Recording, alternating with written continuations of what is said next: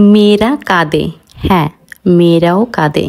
কখনো নিজের অপূর্ণ চাওয়া পাওয়ার জন্য, কখনো বাবা মার অসমাপ্ত স্বপ্নের ভারে, আবার কখনো ভাই বোনের নীরব কষ্টের ভাগ নিতে গিয়ে অকারণেও কাঁদে তারা।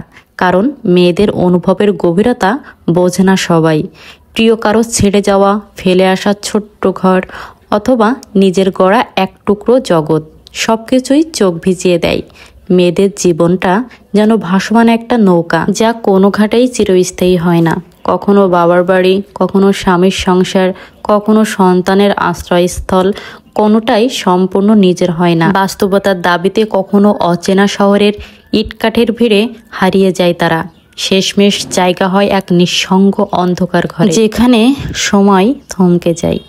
মেয়েদের জীবন মানেই একটানা ত্যাগের গল্প। তাদের জীবনে কিছুই স্থায়ী নয়, না ঠাঁই, না সম্পর্ক, না পরিচয়। তবু মেয়েরা বাঁচে, হাসে, ভালোবাসে। নিজের জায়গা না পেলেও অন্যকে জায়গা করে দেয় হৃদয়ে, কখনো মর্যাদায়, কখনো অবহেলায়। তবুও মেয়েরা চারপাশ সামলে চলে কেবল তাদের প্রিয় মানুষগুলোর জন্য। তারা শান্তি চায় একটু নিজের মতো বাঁচতে।